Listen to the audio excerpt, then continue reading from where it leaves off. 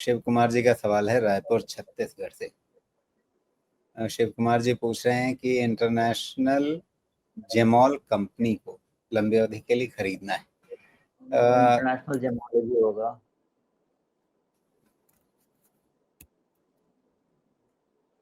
Gemological institute. हाँ, gemological institute. तो तो क्या क्या करते हैं लॉन्ग भाई टर्म? साहब, ये इंडिपेंडेंट सर्टिफिकेशन करते हैं, एक्रेडिशन सर्विस देते हैं हीरे जेमस्टोन और ज्वेलरी के कारोबार में, और 408 रुपए का ये शेयर है। मार्केट कैप तो ठीक ठाक है, 17,500 करोड़ रुपया है, और पी रेशियो 41 के ऊपर चल रहा है अभी। क्या दिख रहा है इसमें लंबी अवधि के लिए आपको? अब पहली चीज़ कि सस्ता पी कभी नहीं मिलेगा। रीज़न है क्योंकि सर्विसेज कंपनी है ना, आरओई हमेशा हाई ही रहना है, कुछ खर्च तो लगना नहीं है, मैन पावर के अलावा और रिसर्च के अलावा और सब कुछ लगना नहीं है। तो थोड़ा बहुत बाकी उनके अब डेटा कितना अवेलेबल है वो देखें। लिस्ट कब हुआ है? ओहो, अभी मार्च का लिस्टिंग है, फरवरी का। ओके, बहुत ही रीसेंट लिस्टिंग है। देखिए ये हाई आरओई बिजनेस है, और ये एक तरह से मुझे तो लगता है कि डेट तो है नहीं ना इसमें, तो ऑलमोस्ट नहीं है। ये तो नेवर डाइंग बिजनेस ही लग रहा है। हाँ, तो डेटा तो इतना नहीं है मेरे पास सामने कि मैं बहुत ज़्यादा आपको इस पे व्यू बता पाऊँ। मुझे इतना ज़रूर लगता है कि अभी जस्ट आईपीओ आया है, आईपीओ के बाद का जो करेक्शन वगैरह है वो एक राउंड तो हो गया है, ऐसा लग रहा है। ओके, तो लॉन्ग टर्म के लिए भी लेना चाहते हैं तो इतना ज़रूर समझ लें कि यहाँ से इसके रिवर्सल के चांसेस हैं, अच्छे खासे हैं। और दो, वैल्यूएशन बहुत कंफर्टिंग नहीं है। थोड़ा और क्वार्टर का डेटा रहता ना तो मैं सेल्स ग्रोथ से बता सकता था, क्योंकि देखिए वैल्यूएशन हाई आरओई बिजनेस है, आप हाई पी देंगे, लेकिन फिर भी कम से कम 15-20% का सेल्स ग्रोथ भी तो मिलना चाहिए 40 का पी देने के लिए। अब 5-10% का सेल्स ग्रोथ मिलेगा तो भी पी कॉन्ट्रैक्ट होगा ही, डिस्पाइट द फैक्ट कि हाई आरओई बिजनेस। तो वो एक रिस्क है इसमें, और इस रिस्क के कारण लॉन्ग टर्म लेने के पहले आप क्वार्टर रिजल्ट एक तो वॉच कर ही लीजिए, और दूसरा 345 या 350, जो भी याद रहता है, 350 भी चलेगा। जी। ये दोनों अच्छा चीज सुमेश, ध्यान दें। आईपीओ आने से पहले 2 साल में इन्होंने अपनी आमदनी जो है वो दोगुनी कर ली थी। सालाना आमदनी जो है या सालाना बिक्री जो है, एक बार को वो आप कहते हैं ना कि शादी से पहले दुल्हन तो सजा धजा करके ही लाई जाती है, लेकिन अब मार्च तिमाही के आंकड़े भी इनके अच्छे ही निकले हैं। तो वैसे में मतलब ये भी नहीं कह सकते कि भाई आईपीओ खत्म और उसके बाद अब असली आंकड़े आने शुरू हो जाएंगे। आईपीओ के बाद के आंकड़े भी ठीक ही हैं, तो वो कोई संदेह कम से कम मार्च के आंकड़ों को देख करके तो नहीं लगता, क्योंकि उसमें मार्जिन भी बढ़ा है, मुनाफा भी बढ़ा है, बिक्री भी ठीक बढ़ी है।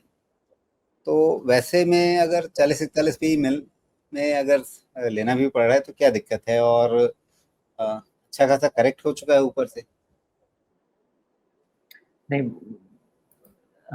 मेरा पॉइंट ये है ना जी, सर्विसेज है ना, तो सर्विसेज में क्वार्टर ऑन क्वार्टर भी आपको ग्रोथ तो दिखना चाहिए, तभी आपको ग्रोथ कंपनी आप नहीं, इवैल्यूएशन कर पाएंगे ना। सर्विसेज है, लेकिन किस सेगमेंट के लिए? उसमें सीजनैलिटी तो काफ़ी रहती है। नहीं, मुझे नहीं लगता कि इस सर्टिफिकेशन में कुछ खास सीजनैलिटी जैसी चीजें रहेंगी।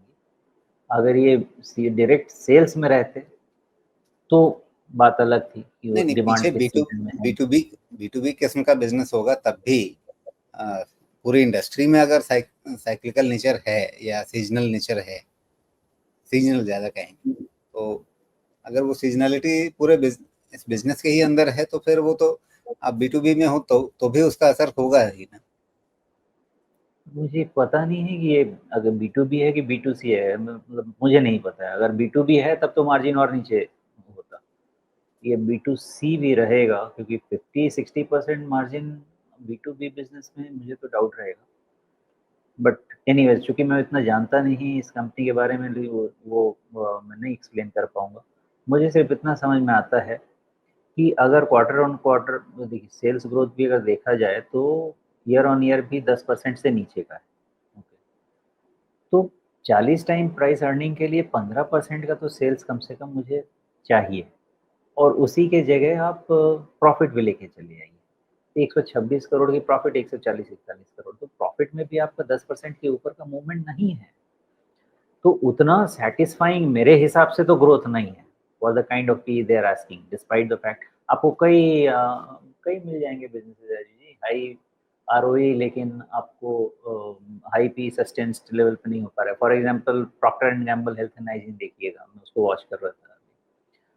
70% के ऊपर का आरओई मिलेगा शायद, उन सबको क्या है, वो सब तो पहले आपसे पैसा लेते हैं, बाद में सामान लाते हैं।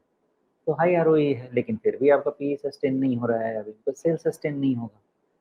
तो मेरे लिए सेल्स एक बहुत बड़ा कंपोनेंट होता है इस इवैल्यूएशन के लिए कि हाई वैल्यूएशन सस्टेन करेगा कि नहीं, तो वो पिंच ऑफ सॉल्ट से ही मैं लेता हूँ।